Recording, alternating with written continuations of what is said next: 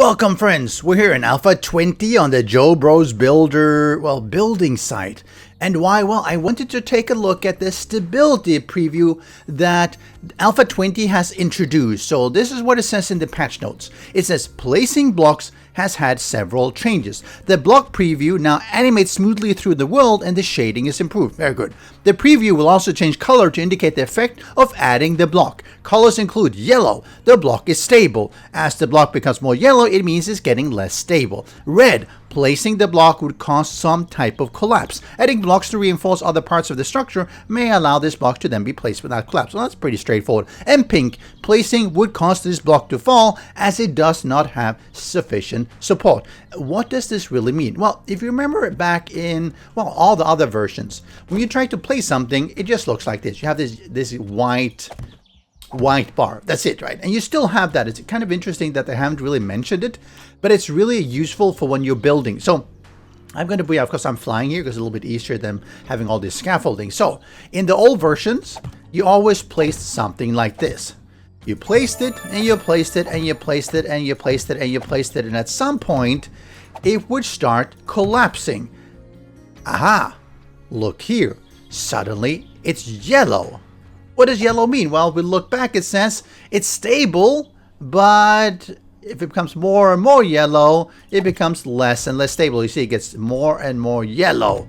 And if I place this one, the block itself is red, and you see the surrounding of it is pink. And you can imagine what's going to happen if I do that, and it's going to fall. So it actually allows you to very quickly go like, fine. Let me take this instead. Let me copy the rotation, put this one here. Now it's actually supported, even though, yes, there is an air gap because I didn't take the correct block for that.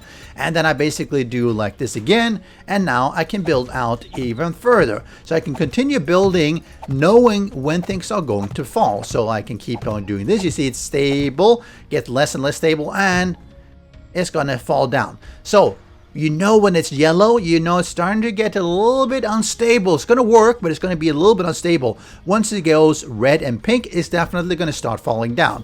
And this is actually useful for other situations as well, such as when certain blocks do not have any SI capability, such as these hay bales. These are basically just regular hay bales that I've stacked up, works fine, but they cannot hold anything on the side. So if I place it down, it will always fall. And you can tell without having that outline in the red and the pink, you wouldn't necessarily know until after you've tried to place it down. And that's super useful because certain things simply cannot hold anything else on it. This one can.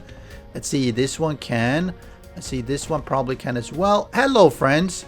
But here's another example of something that cannot hold a block. One of these local times I put it down, it's going to fall. So it really helps you just save your resource and save your frustration as you're building. So take note of that. It's an awesome feature of Alpha 20 that will really help you build. Once you start seeing it red or yellow, you really have to know that, hey, can you stop it?